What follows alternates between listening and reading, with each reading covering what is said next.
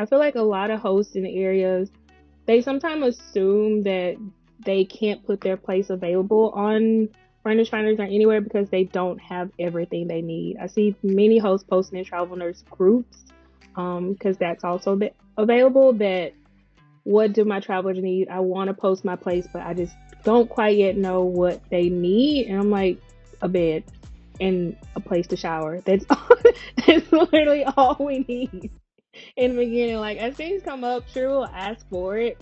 Sometimes you'll catch a hands off guest like me. If I need something, I'm just gonna go to the store and get it and leave it behind when I'm done. So we just really need the spaces posted. That's what's most important. Welcome to the Landlord Diaries, where we talk about midterm rentals and the opportunities behind them. We'll share landlord stories, talk about maximizing investment potential, and discuss how to live the very best landlord life. This podcast is proudly brought to you by Furnished Finder, the leader and largest online marketplace for midterm rentals. Remember to like and subscribe if you enjoy our content. We're thrilled to welcome Reva Lewis, a seasoned NICU nurse and experienced traveler who has been traveling the U.S. for over 8 years, relying on Furnished Finder for safe and affordable housing. Did you know that 22% of the 300,000 properties on Furnished Finder are room rentals? Reva is part of that trend, having stayed in Furnished Finder homes 80% of the time during her travels. Whether it's a room or an entire space, her decisions often come down to price, privacy, and having her own restroom. With over 2 years of hosting experience, get ready to hear her unique perspective on navigating the midterm rental market as both a traveler and a host. Reva, thanks for being with us today. How are you? I'm good. Thank you so much for having me, Kelly. Yes, ma'am. Well, we always like to start with the guest story, but you have a two-part story. You've got your traveler side and you have your host side. So let's give them a quick, like 30-second to a minute preview of your hosting, and then we'll focus on the traveler side first. So what is it about hosting that you have found successful as part of your, work journey with Furnish Finder? As a travel nurse, I have to have like a permanent tax home, which is Mississippi. And since gone away so much doing travel assignments, like Furnish Finder allowed me to put my room rentals up for rent. So it kind of helps because it's house hacking. So while I'm away, someone's just renting out rooms, and I pretty much don't have to worry about covering the entirety of my mortgage during that time. That's great. And you've been hosting for 2 years. I'm sure you've had a large variety of guests staying with you. Any certain stories that stand out?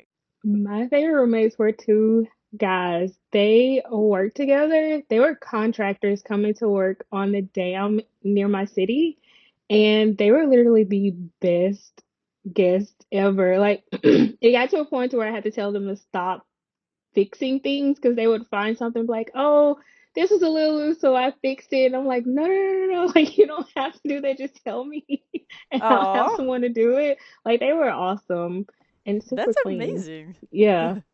And that just is a great reminder of there are so many reasons that people travel and stay in midterm rentals.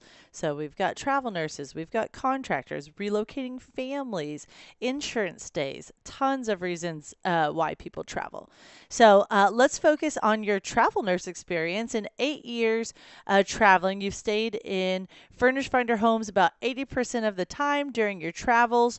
So, what has the housing logistics been like when looking for a new assignment and new place? I've pretty much done it all when it comes to finding housing as a traveler. I've done room rentals, ADUs, basement apartments, an entire one bedroom apartment. Pretty much, if it was offered, I'd taken advantage of it at some point. But for me, I feel like price and privacy are super important. So with room rentals, I always steer on the side of having my own bathroom, even though I know my place, I share a bathroom. But with the room rentals, I want my own bathroom. I don't particularly know the people I'm living with, so walking into a clean bathroom is important for me. So, what does the price swing look like for you if you're looking for somewhere with a private restroom versus, a shared restroom or a room versus an entire space? What's kind of that range that you're willing to do for renting? It varies with each location. So we get what's called a stipend, so it's tax-free money for housing with our pay, and I try to stick within a certain range of that amount when I'm looking at housing. So automatically, if a location is already above that amount, I'm not gonna rent there because then I lose money. Right. And the numbers always have to make sense for me. So I tend to stick with 75 to 80% of my stipend amount, but always less is better. And just to keep you guys up to date on some of the trends, the travel nurse industry has been around for a very long time. Do you remember when it was created? I do not remember the exact year, but I want to say it was probably in like the 60s, but I could be wrong, but probably in the 60s. I do remember it was around the time that Mardi Gras started in New Oh, Orleans, fun and fact. everyone like like rushing into New Orleans and overwhelming their hospitals because drinking and crowds do not go together. But they overwhelmed the hospitals there, so they were pretty much the first area that started travel nursing because they needed help, so they brought people in. That's fascinating, Riva. It totally makes sense with Mardi Gras being kind of the trigger to start the industry, and now it's nationwide and like such a benefit. And that's the best thing about the midterm rental space is we're actually advocates for our communities, right? As hosts and bringing in travelers that we need to help provide safety in the hospitals for our loved ones, for new construction projects going up. Seasonal workers need that place to stay. So, like, we're a huge part of our communities, and it's an easy way to help your neighbors understand why midterm rentals are different than short-term rentals and how valuable they are. So, let's keep going on the traveler side. One of the hardest places that you've had in finding housing is in rural markets, and it's limited hotel options as well. And we heard that at TravCon this year, the annual conference for travel nurses. What advice do you have for hosts with properties in small to medium sized markets after seeing this need around the country? I would say just to have that option available. I feel like a lot of hosts in the areas, they sometimes assume that they can't put their place available on Furnished Finders or anywhere because they don't have everything they need. I see many hosts posting in travel nurse groups, because that's also available, that what do my travelers need? I want to post my place, but I just don't quite yet know what they need. And I'm like, a bed and a place to shower. That's literally all we need in the beginning. Like as things come up, sure we'll ask for it. Sometimes you'll catch a hands off guest like me. If I need something, I'm just gonna go to the store and get it and leave it behind when I'm done. So we just really need the spaces posted. That's what's most important. Yeah. That is such a great point because, I've talked to personal friends that have thought about putting their properties up, and even after giving advice of, hey, it doesn't have to be perfect. You just need to get it posted, and you'll learn all the steps along the way. And that's the great thing about Furnish Finder is we are the home of midterm rentals. We were the first adapters in the industry to see this need, and it started by housing travel nurses nationwide, but has grown to so much more than that with over 300,000 listings nationwide. But that is something that is so important. If you have a long-term rental, you're considering switching to midterm, or you have a room in your home that is just collecting stuff, and you could turn it into an asset in your home. and you don't even have to commit long term. You're committing to trying it for a couple months. If it's a room rental, right? You can always flex between renting it or not renting it. So the key is exactly what Reva is saying. Get your property up on Furnished Finder. You can even start marketing it before it's furnished and say furniture coming soon.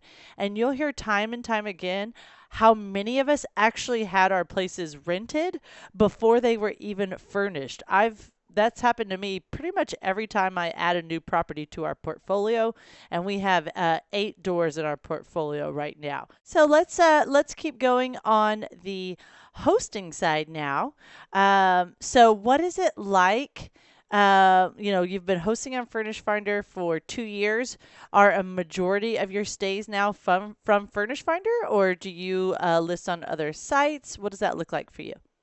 The majority of like my bookings with my property or are through furnished finders. I mean, I have a few that I get through Airbnb, but to be perfectly honest, when they find out that I'm listed on a different platform, they want to switch to a different platform.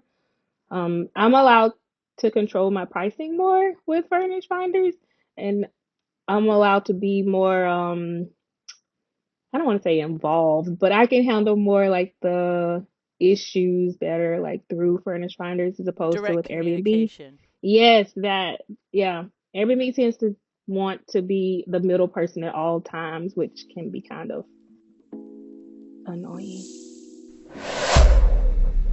Today's episode is proudly sponsored by Furnished Finder, the ultimate platform for hassle-free midterm rentals. Whether you're a seasoned landlord or just getting started, Furnished Finder has everything you need to find your next tenant.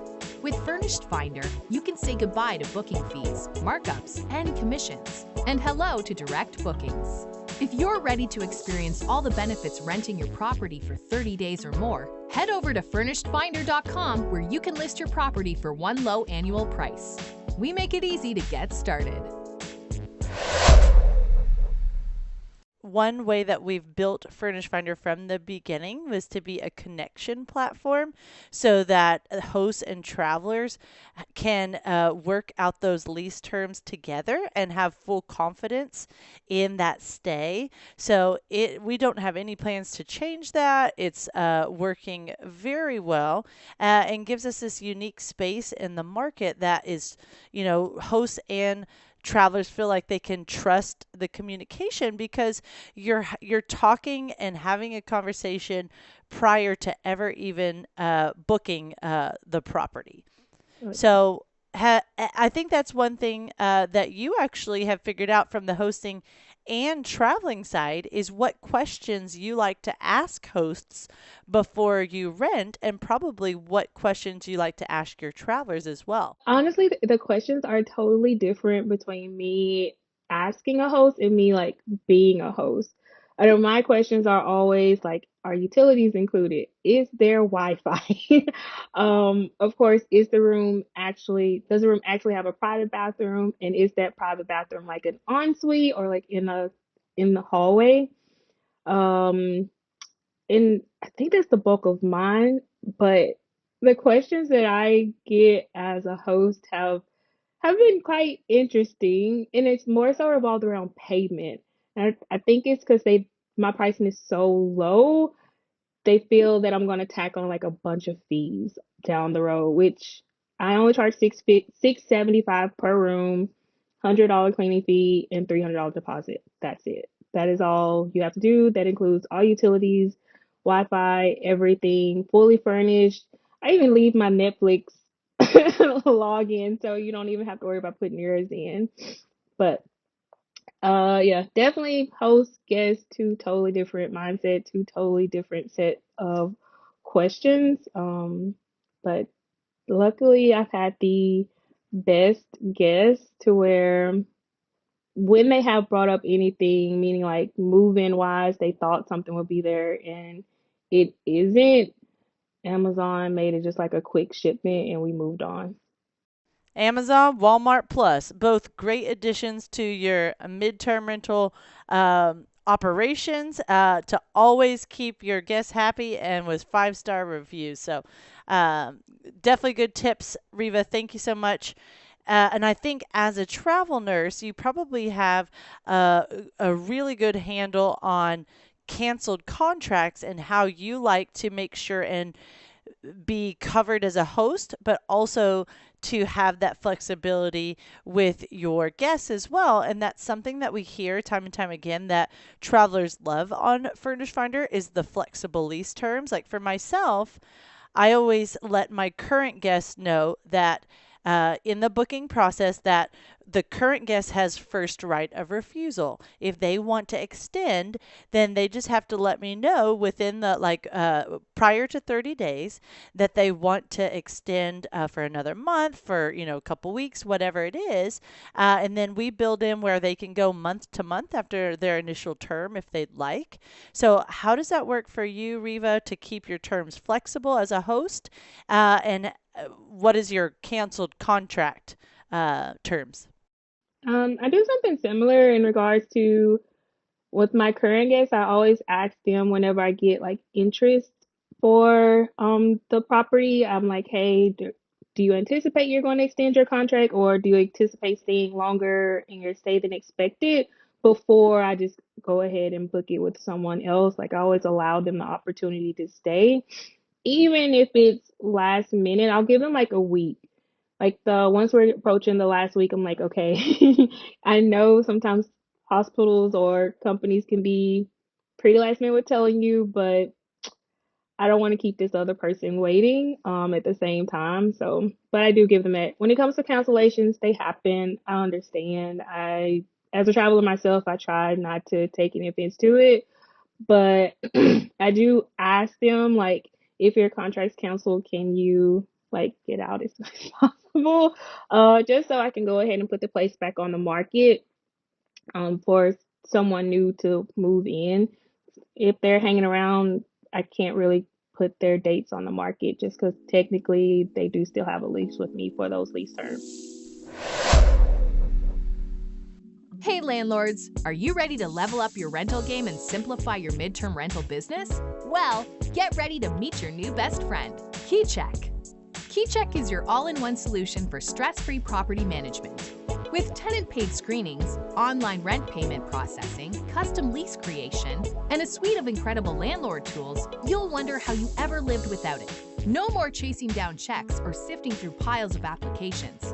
KeyCheck helps you organize and manage all things landlording in a simple and efficient way.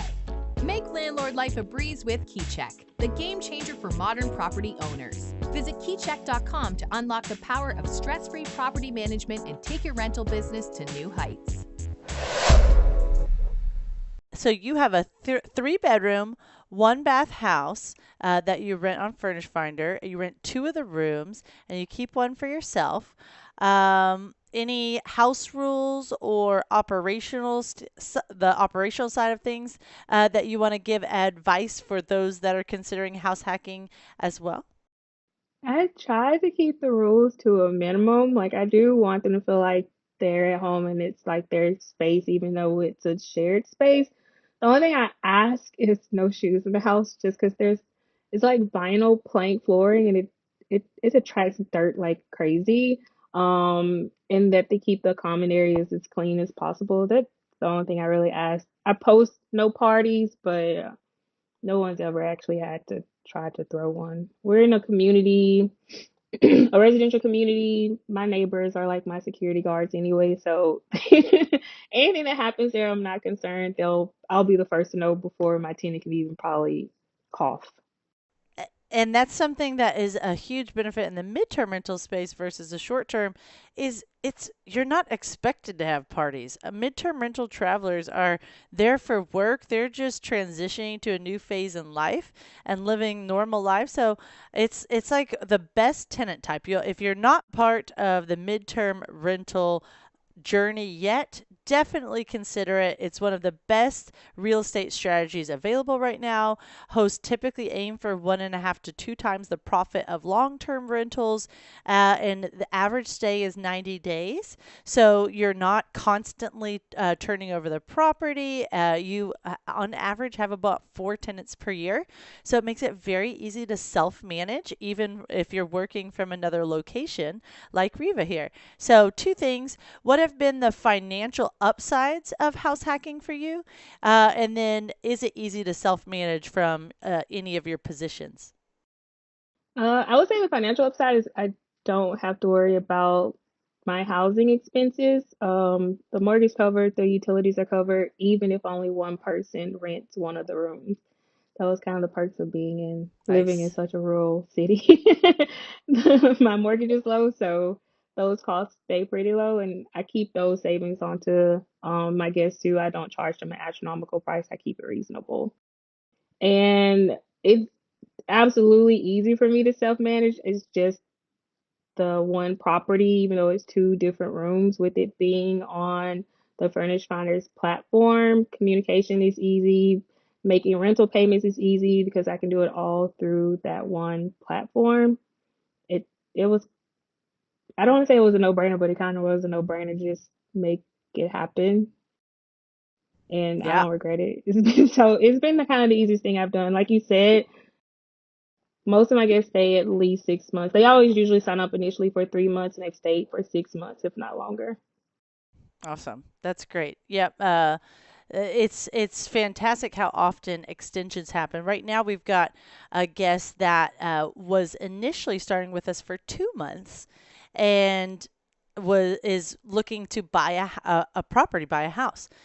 So she's with us until she buys. So I think we're going on about 6 months now, and she keeps, saying, I'm actively looking, so I'll keep you posted. But all we ask for is a 30-day notice, and so she's got that flexibility to stay as long as she'd like and feel comfortable when she buys to be able to transition her things over easily. It's just a win-win. And a lot of travelers like to try out an area that way, right? Like Yeah. they figure out what area of a city they want to buy in. You can live in a midterm rental first and make sure that is the part of the city that you want to be in, which is a huge benefit.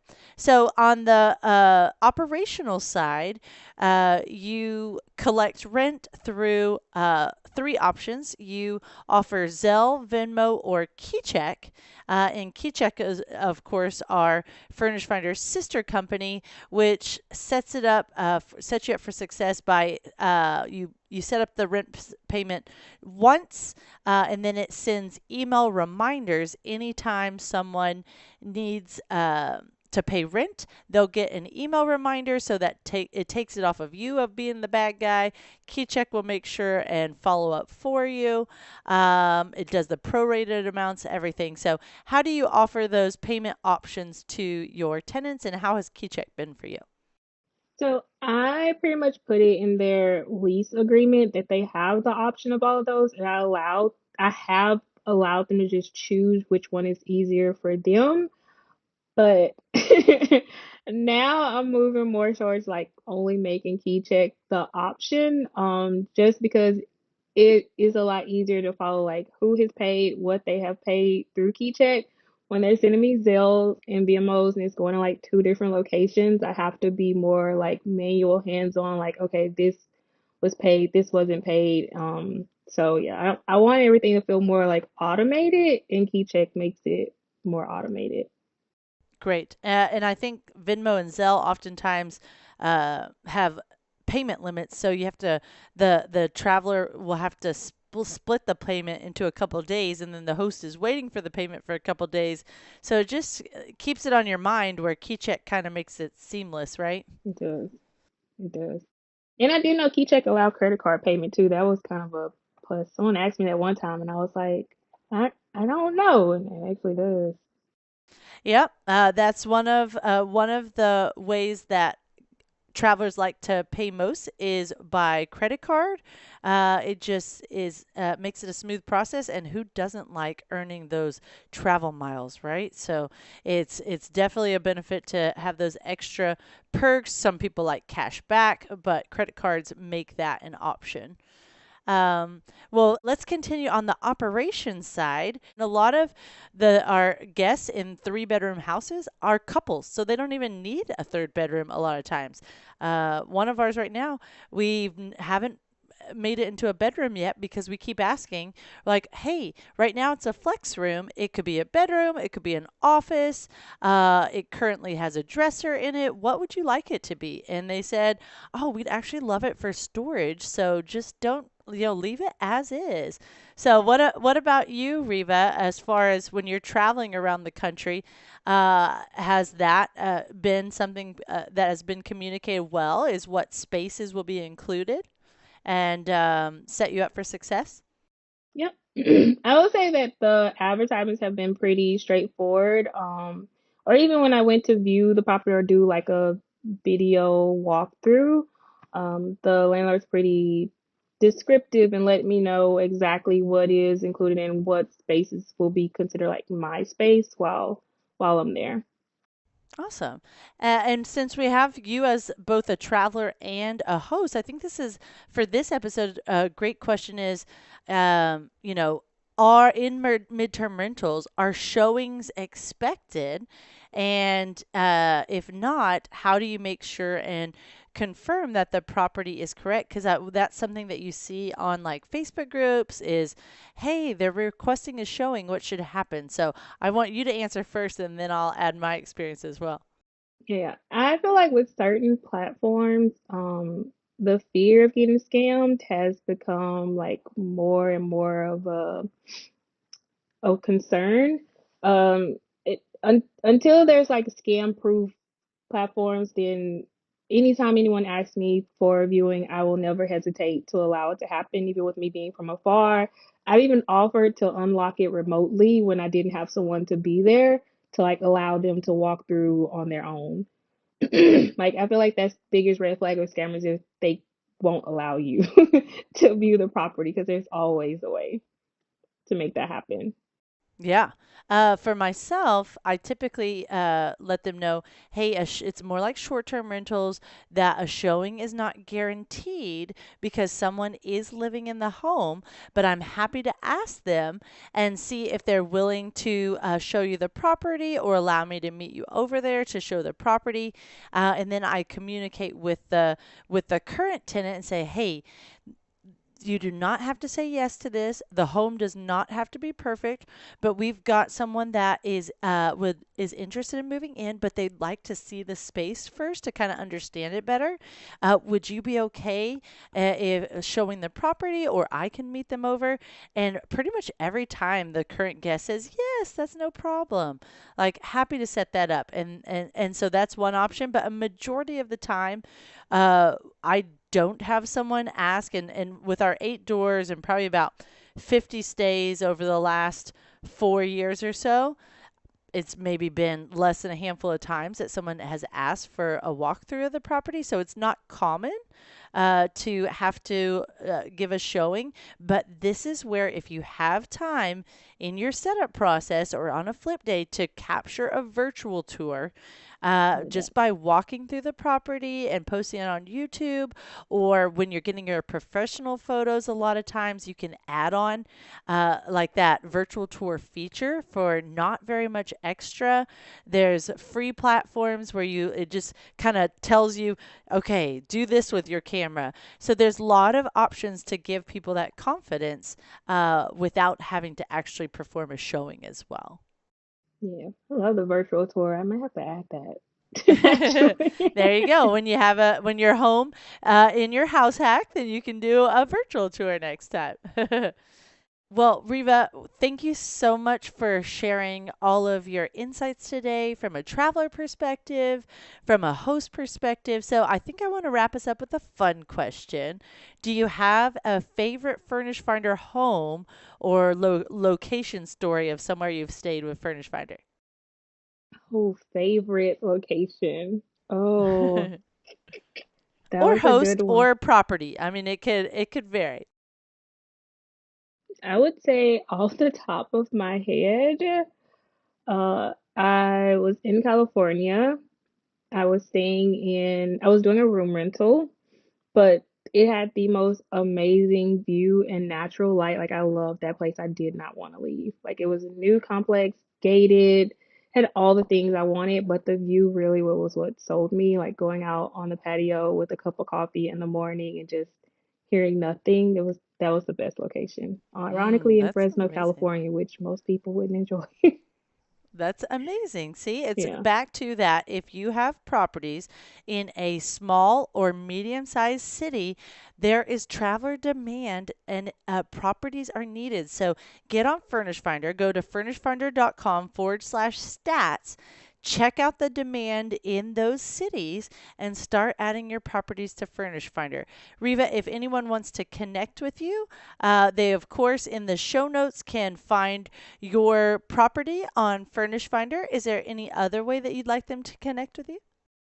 You can reach out to me on social media at Reva Moment. Say it one more time. Any social media platform at Reva Moments. Reva Moments. Hmm. Okay, nice. I love it. That's awesome. Well, this has been another great episode of the Landlord Diaries. So stay tuned for updates that you don't want to miss and tips.